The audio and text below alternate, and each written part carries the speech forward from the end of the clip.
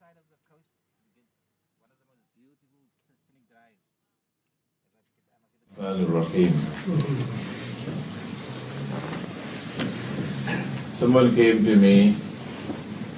Well, first of all, we started at 9:30 and we ended at 12, 2.5 hours, 9:30 to 12, 2.5. And then we had a little tea break, and then we had about 50 minutes question and answer, but still we could not complete the subject of RIBA. Even the half an hour that we now have still would not be enough. Someone came to me and said, I need to buy a house. It's a critical need for that. The house is on sale for 500,000 rands, and I need another 200,000. And I'm going to get it from the bank. What alternative is there for me? Because I desperately need the house. I have the children. I need.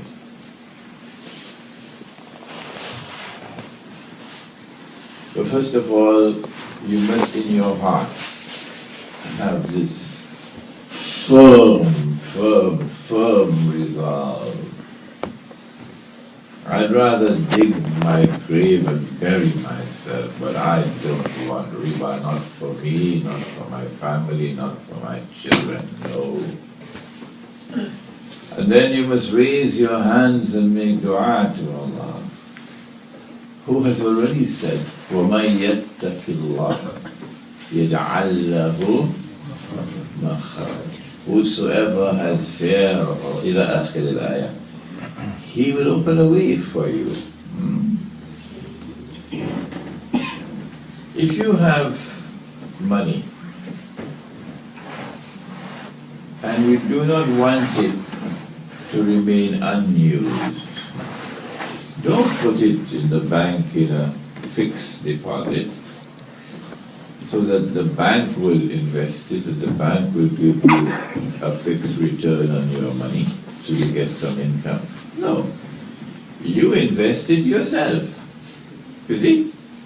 So this becomes a partnership that you will put up the 200,000 and that person will put up the 300,000. Or if you don't have 200,000, 2 people with 100,000 each. Or 4 people with 50,000 each. Will put up the balance and the house is bought.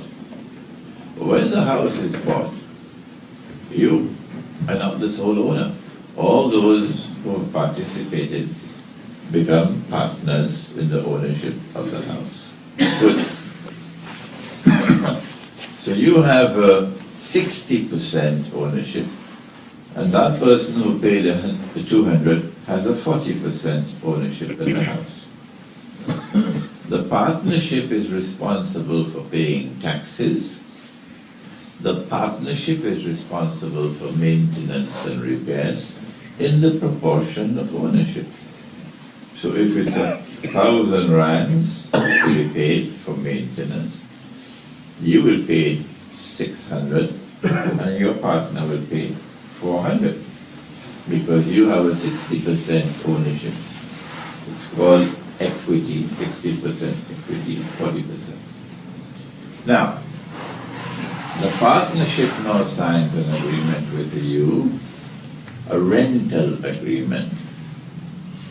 And the rental agreement is based upon market rental value, which is determined independently. Suppose the market rental value is 5,000 rands a month. Then you will pay, in order to occupy the house, you will pay 5,000 rands a month. When you do that, 3,000 will come back to you. So you're paying only 2,000.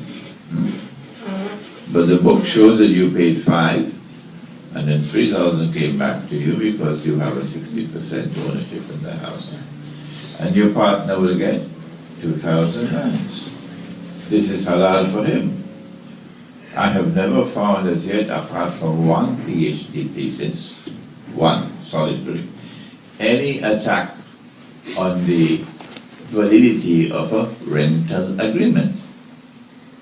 So I am not that much of a scholar in this field to be able to critically determine the subject. But because I have not seen anything that is credible as an attack on a rental agreement that is invalid, I have come to the conclusion, as everybody else have come to the conclusion, that a rental agreement is permissible in Islam. Good.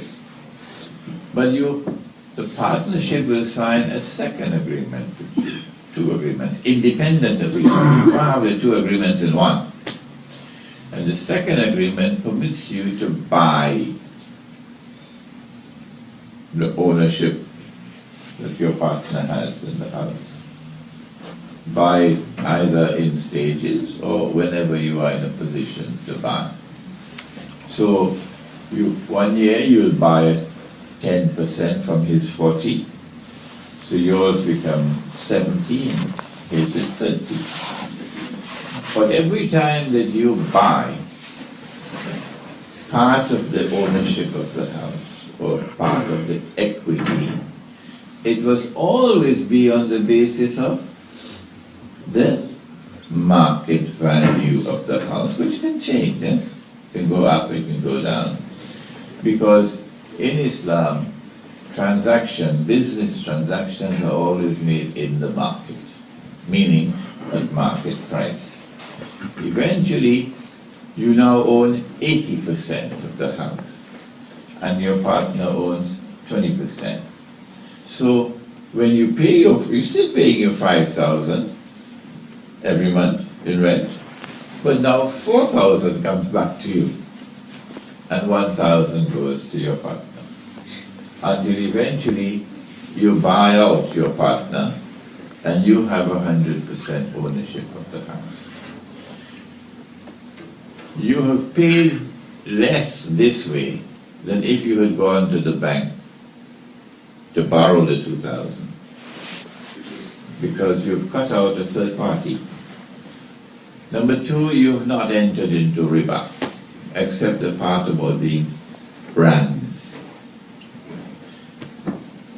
If you can designate the transaction in dinars and work in dinars, you cut out that part of it.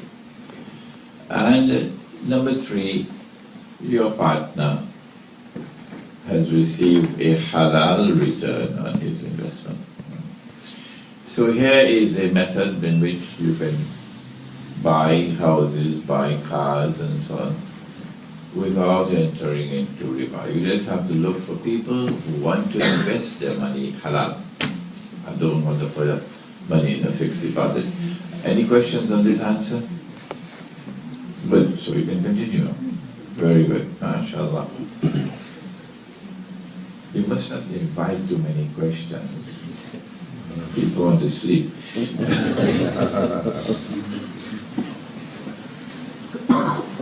Number two. Those of you who heard the radio talk last night would have heard that the suspiciously docile conduct of the Egyptian armed forces in the face of the Egyptian uprising, dramatic Egyptian uprising. Never had something like that in Egyptian history. Not even in the days of the Jamal Abdel Nasser revolution.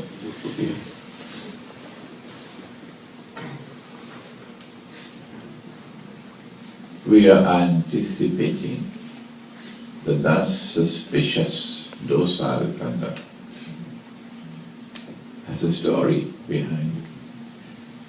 And the story behind it is that the next chapter would be that the Egyptian armed forces are going to hold elections in Egypt, that they're going to be very strange for Egyptians who are already so accustomed to voting 99% in favor of Hosni Mubarak, and But now this is going to be strange. this is going to be a rare election. Huh? And the Egyptian armed forces or the government will try to stack the table in favor of the Islamic movement. I'm not using any names, I am saying Islamic movement. And it is not far-fetched for us to anticipate that a couple of months down the road, the Islamic movement in Egypt could form the government. One of the reasons why the Egyptian people came out onto the streets so dramatically in such huge numbers, one of the reasons, is because of biting poverty and destitution amongst the masses of Egypt, the overwhelming majority of whom could never afford to come to this retreat.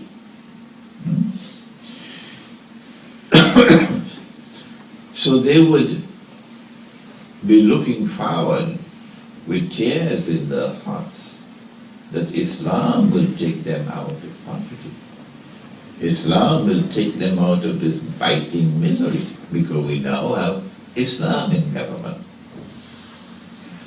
When they become even poorer, when an Islamic government comes, that will set the stage for the slaughter of Islam. Lots of people will lose faith in Islam. Credibility will be gone.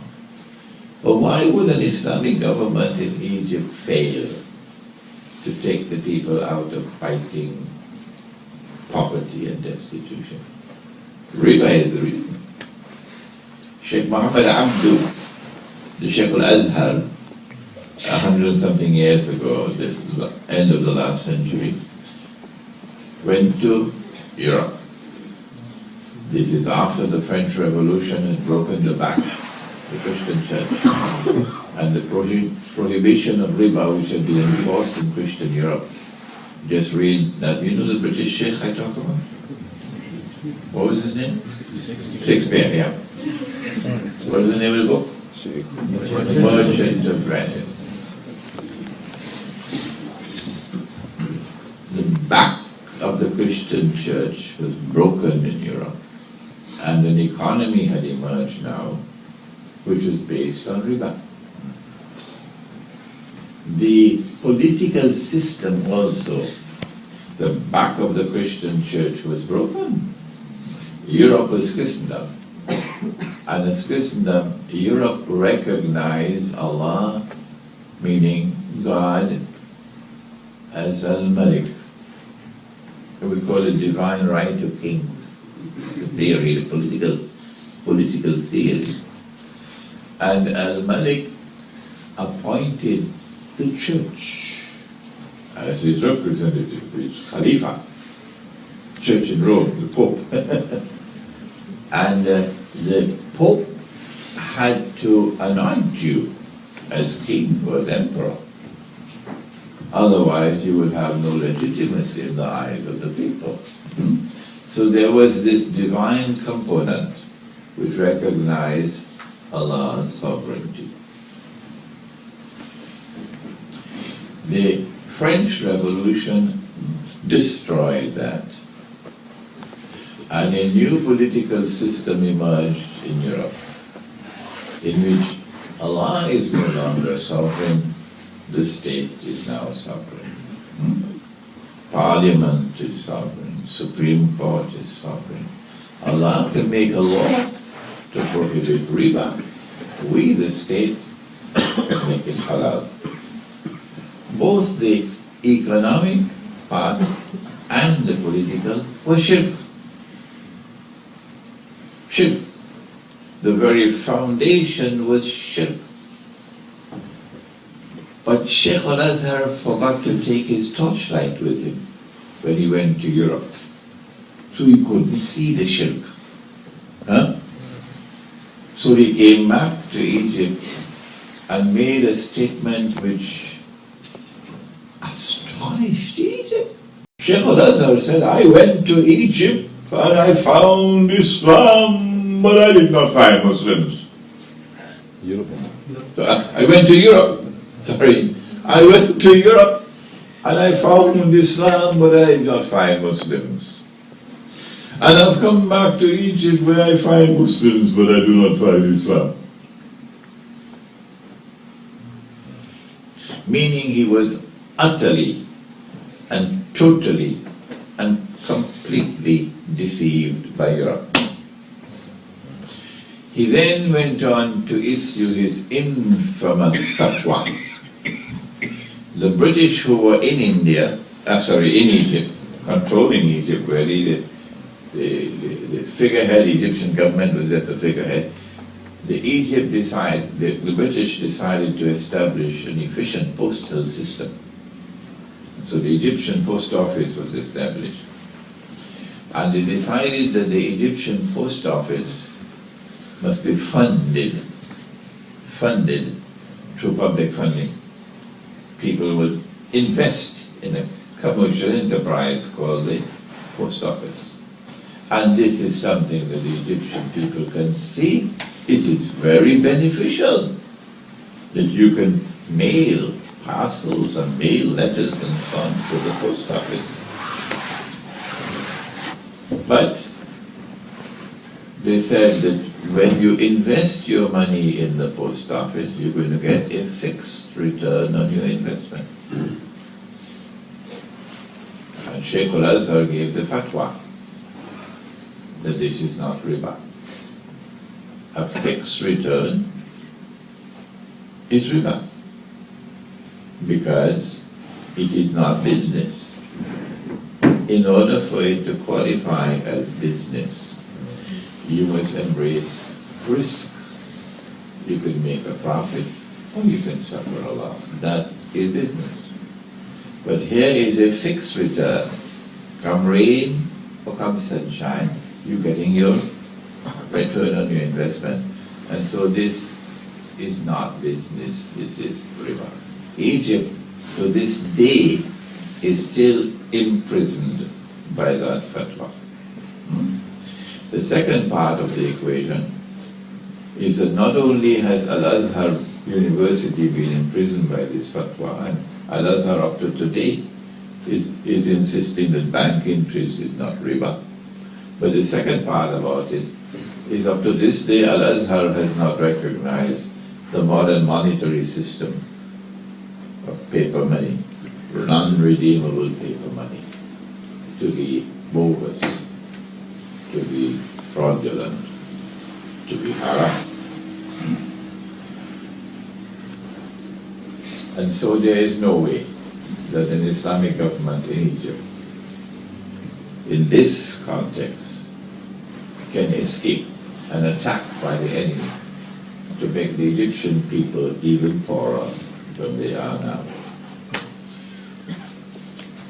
When I arrived in Egypt in 1963, you were not born as yet, no? In 1963, one Egyptian pound,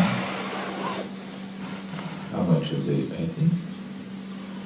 It was about 1.5 US dollars, I think, 1 pound. And the sterling pound was about 3 Egyptian pounds to 1 sterling pound, was it over that? Anyhow, so you're getting a salary, you work for the whole month, and you get a salary in Egyptian pounds, in paper of course. And with your salary for a whole month, you could buy a camel. Huh? But then something strange happened to the Egyptian pound. After a few years, and now the same amount of work, and the same salary you're getting, you can't buy a camel anymore, you can only buy a donkey. Huh? And then a couple of years later, Zimbabwe is laughing, eh? You can't buy a donkey anymore. You can only buy a goat. And then a couple of years later, the same salary, same work, you can't buy a goat anymore, you can only buy a chicken. Huh? It's called inflation. Inflation. And the normal way of understanding inflation is that the prices are going up. No, you dumb. It's not the prices going up, it's the money going down. This bogus and fraudulent monetary system has within it an inbuilt mechanism to rip you off every time the value of the money falls.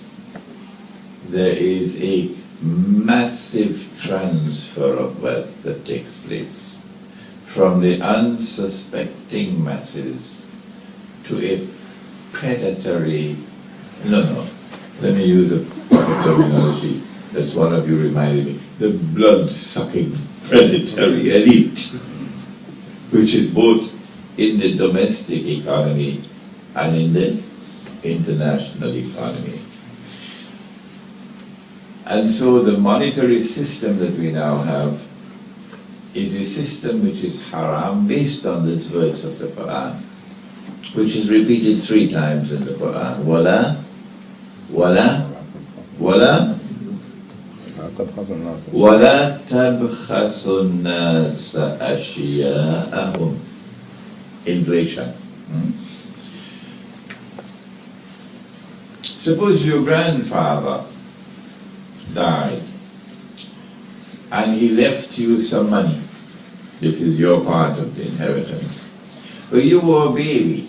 He left you 100 dinars, gold dinars. But you were a baby, so your guardians had to put it away. So they put it in a box and they locked it.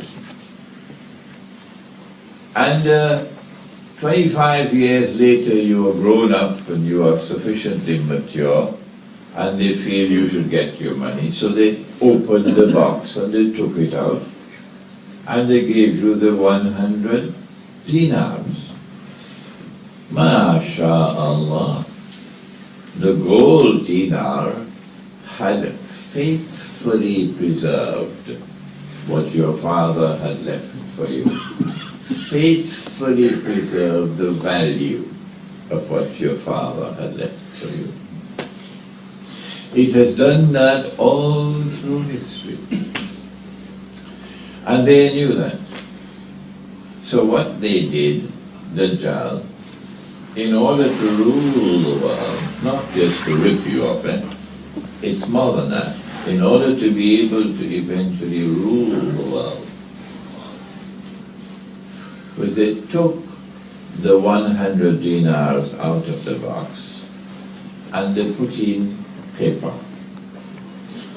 And they said, maybe this grandchild would love the US dollar because it is written there on the US dollar, in God we trust. Have you seen it? Take a look at it. In God we trust. So, mashallah, this is really the best of all money, isn't it? So, with 100 ounces of gold, they got 3,500 US dollars at $35 an ounce, and the Bretton Woods, right? So they took the $3,500 and put it in the box, and they locked it up. 25 years later, when you were a young man and sufficiently mature, they said you should get your money. So they opened the box and they took out the 3,500 US dollars and they gave it to you. But you rubbed your eyes and you said, excuse me, is this what my grandpa left for me? They said, no, grandpa left for you 100 dinars. And you then said, give me my 100 dinars, please, or that, report to the police. So they had to go very quickly to the market to change the US dollars back into dinars. And then they came and they gave you 8 dinars. 8 dinars. 92% of the money was lost, gone, because of inflation.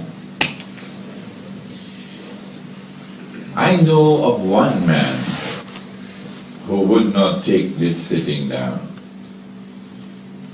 This man would ask, where did my money go? Who took my money? That's why they killed him, eh? Malcolm X. Who took my money? Where did my money go? It didn't evaporate in the clouds. And in the pursuit of those questions to seek the answers, he would have discovered that his loss was their gain. And this is what Allah speaks of in Surah An-Nisa. وَأَخْذِهِمُ الرِّبَا وَقَدْ نُهُوا عَنْهُ. What did he say? Allah? وَأَخْذِهِمُ الرِّبَا وَقَدْ نُهُوا عَنْهُ. Oh, it was haram for them. Allah made it haram for them. If they listen to this lecture, they would know I'm speaking the truth. In the Torah, it was haram for them. Nabi Isa alayhi salam made it haram for them. Riba. But when we go to the Torah, we find something else. That the Torah now says it is haram for an Israelite to lend on interest to another Israelite. But it is halal for him to lend on interest to those who are not Israelites, the Ummiyun, translated as Gentiles, but otherwise known as cockroaches. So they changed the word of Allah in order to be able to become moneylenders to the world. وَأَخْذِهِمُ الرِّبَا وَقَدْ نُهُوا عَنْهُ وَأَكْلِهِمْ أَمْوَالَ النَّاسِ بِالْبَاطِلِ. And in the process, they were consuming the wealth of mankind unjustly. Because my loss was your gain. That's not business. And so, inflation all around the world today has its roots in riba, a fraudulent, bogus and fraudulent and haram monetary system. What is coming now, the new money that I call electronic and one of you called digital, because you've got a new camera, digital. The new money which is coming to replace the paper money is coming not just to rip you off. Imagine, I have a bank account and all I need to do is, once I control the system, just type in on my computer. I get $1 million in my account. Abracadabra. And this sheikh out here, he's supporting the Palestinians. So I look and I see how much money he has. He can't stop me because the money is in the bank. And all the records are there. So I went and I typed something and his account is frozen. You know the word? Frozen. Who is he going to complain to? He lost his money. Can't get it. This is tomorrow. They can type in as much money as they want and type out as much money as they want. And once you are within their money system of the world, you are a slave to them. And so what is before us is not just exploitation, economic and monetary exploitation. It is slavery which is ahead of us, so that they can rule the world. So long as you are using that monetary system, you are on board the ship. So if the city is comfortable for you, the trains run on time, the supermarkets are so very nicely organized. You just go on the shelves and pick up what you want and go to the cashier, they pass it through a machine, and all the prices just come onto the screen. Have you seen it? Huh? My gosh, the city is like heaven. So if you want to live in heaven, remember you're on board the ship. If you want to get off this ship, however, Allah is testing you. It's not going to be easy to get off the ship. A man will have to flee to the mountain sides where rain falls and take with him some sheep and goats in order to protect and preserve faith. There are no toilets inside the house on the mountainside. And so the subject of the prohibition of riba has now assumed even more critical importance for us. Any questions before we go back to sleep? All right, I think we will call it a day over there. Assalamu alaikum wa rahmatullahi wa barakatuh.